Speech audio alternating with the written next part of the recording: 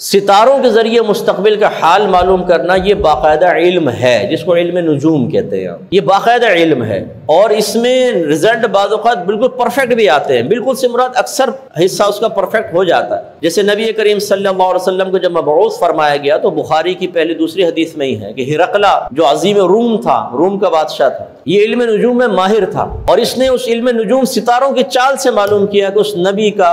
ظہور ہو چکا ہے، اور اسی کے پائے کا پھر ایک اس کا دوست تھا، اس نے وہ تمام معاملات اس کے سامنے بھی پیش کیے کہ میں نے دیکھا ہے کہ نبی کا ظہور ہو چکا ہے، تم بھی ذرا دیکھو۔ اس نے بھی اس کی تصدیق کی کہ ہاں میں نے بھی جو ذائچہ بنایا بالکل وہ نبی مبعوث فرما دیے گئے، اور واقعی ایسا ہوا۔ لیکن ہمارا مذہب بہرحال ان چیزوں کو منع کرتا ہے، مذہب اس کا انکار نہیں کرتا، اس سے استفادہ کرنے کو منع کرتا ہے کہ یہ علم نجوم کے ذریعے اپنے مستقبل کے احوال معلوم نہ کریں، اور یہ بہت سخت ضرورت بھی تھی، کیونکہ نبی کریم صلی اللہ علیہ وسلم کے دور میں اگر اس قسم کے علوم کو منع نہ کیا جاتا، اس کو حرام قرار نہ دیا جاتا، تو کفار آسانی سے کہہ دیتے کہ یہ نبی بھی علم نجوم کے ذریعے ہی مستقبل کے احوال بیان کرتے ہیں۔ جب نبی نے اس کو حرام قرار دے دیا کہ علم نجوم حرام ہے، اب سرکار اگر مستقبل کے بارے میں کوئی خبر دے رہے ہیں تو لازم بات ہے وحی الہی کی صورت ہوگی، کیونکہ نبی خود تو کوئی حرام کام نہیں کرے گا۔ اس لیے آج بھی یہ منع ہے، اگرچہ وقت گزر چکا ہے لیکن آج بھی یہ منع ہے، آپ کسی نجومی کے پاس نہیں جا سکتے، حتیٰ کہ فقہا نے لکھا کہ اگر آپ اس یقین کے ساتھ کسی نجومی کے پاس جائیں کہ یہ جو بتائے گا بالکل درست ہوگا، کافر ہو جائیں گے، اور اگر آپ اس نیت سے جائیں کہ چلو دیکھتے ہیں کیا بتاتا ہے، صحیح بتاتا ہے غلط بتاتا ہے، یہ آزمانے کے لیے چلے جائیں تو حرام،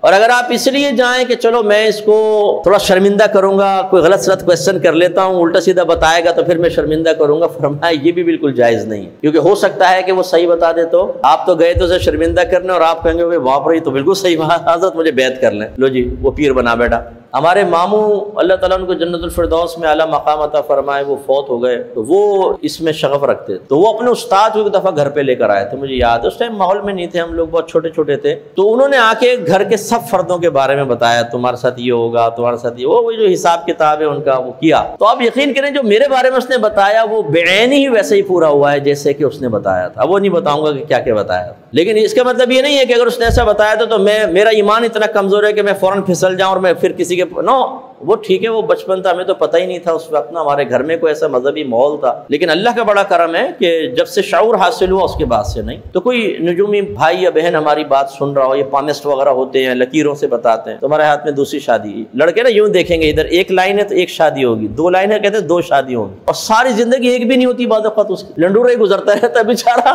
لڑکیوں کی تلاش میں اس کی زندگی فنا ہو گئی، لائنیں دو لے کے پھر رہا، او بھائی یہ کچھ بھی نہیں ہوتا۔